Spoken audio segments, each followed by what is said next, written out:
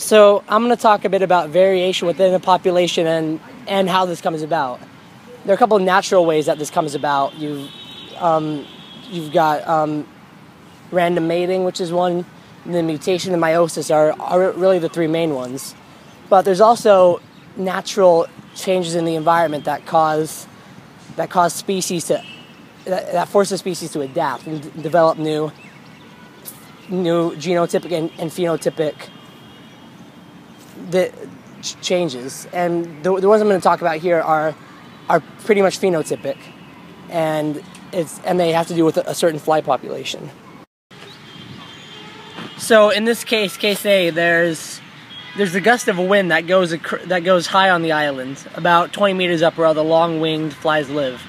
What this does is this wind gust pushes all the long-winged flies out into the sea, where they eventually all die. So there's definitely selection pressure on the long-winged flies here. In terms of what this does to the graph, if we were just looking at this as a standard, the median will probably be around right here or so. But the graph is shifted to the left after this change because it's easier for the short-winged flies to now survive, because the long-winged flies are being pushed out to the sea where it's harder for them to survive. So since it is more difficult for them, it becomes easier for the short-winged and the medium-winged flies to survive now because of this selection pressure on the long-winged flies. In terms of adapting to the population, this selection pressure will make the population adapt to now have shorter it'll make the population have shorter or more medium wingspans, because of this wind that forces the long ones out. The population is going to have to develop shorter wingspans to stay lower to the ground and avoid this wind that'll push them out to the sea. So, in the end, we're really talking about a phenotypic change here that's going to force the wingspan to adapt based on the environment. And since there's pressure on this long-winged fly now, what's going to happen is the intermediate fly wingspan and the short fly wingspan are going to have to, or will, reproduce at a higher rate.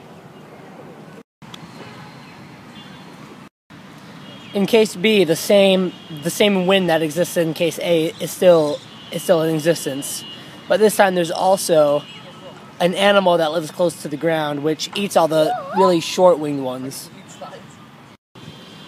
So for this scenario, there's again selection pressure on the long-winged flies, but we now also see a selection pressure on the short-winged ones because of this animal that lives close to the ground that eats a lot of the short-winged flies.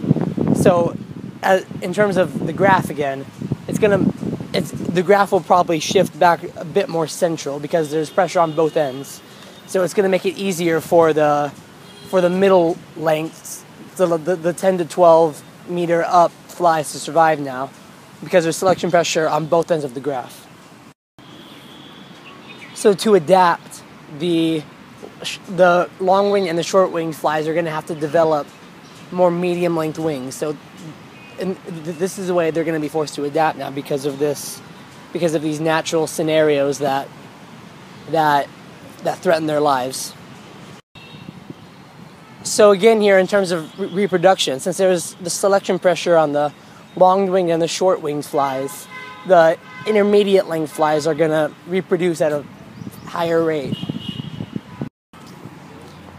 So finally, for case C, there's a frog living on the island that lives in a tree 10 to 12 meters above the ground, and this frog eats a lot of the flies that fly around in the same 10 to 12 meter height.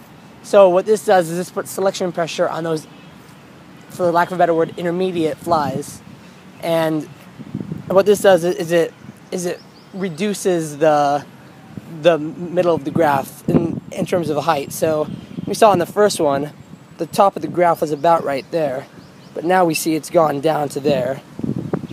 And also what's happened here, the population is going to be forced to grow either shorter wingspans or longer wingspans to compensate for this and to adapt.